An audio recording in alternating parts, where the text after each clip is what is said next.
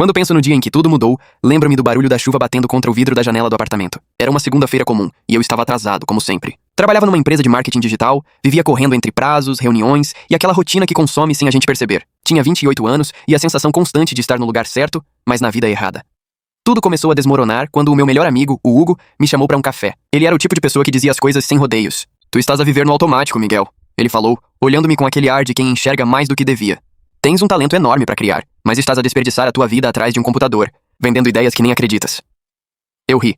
Tentei mudar de assunto, mas aquelas palavras ficaram presas na minha cabeça. Naquela noite, cheguei em casa e olhei em volta. O apartamento era moderno, tudo em ordem, mas faltava vida. Lembrei-me de quando era miúdo e sonhava em ser músico. Eu passava horas com o velho violão do meu pai, tocando até os dedos doerem. Mas a vida adulta chegou com contas, medos e compromissos, e o sonho foi ficando para trás.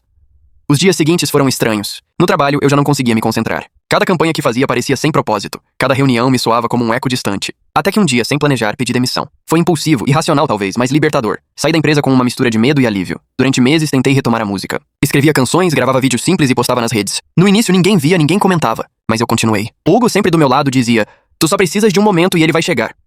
Eu ria, achando graça do otimismo dele. Só que um dia, o momento realmente chegou. Um dos meus vídeos foi compartilhado por um músico conhecido. Em poucas horas, tudo explodiu. Milhares de pessoas começaram a seguir, a comentar, a pedir mais músicas. Fui convidado para tocar em bares, depois em festivais, e logo estava a viver daquilo que sempre sonhei. Foi estranho, como se a vida tivesse apenas esperado eu ter coragem para começar.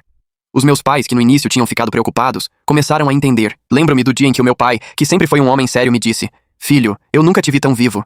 Aquilo doeu e curou ao mesmo tempo. Eu percebi que, por medo de falhar, tinha passado anos a evitar ser quem eu era de verdade.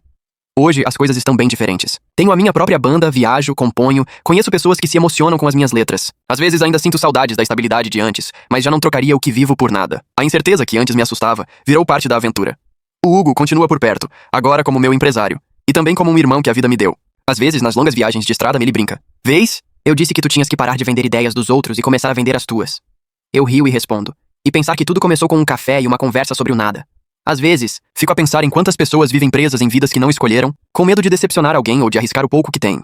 A verdade é que nunca existe um momento perfeito para mudar. Se esperares que o medo desapareça, vais esperar para sempre. A coragem não nasce da ausência de medo, nasce do desejo de viver algo verdadeiro.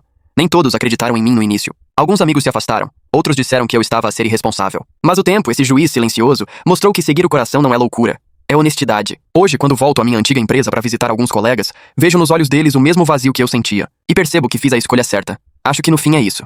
A vida é feita de pequenos empurrões, e cabe a nós decidir se ficamos parados ou se saltamos no desconhecido. Nem sempre o caminho mais seguro é o certo. Às vezes o certo é o que mais assusta.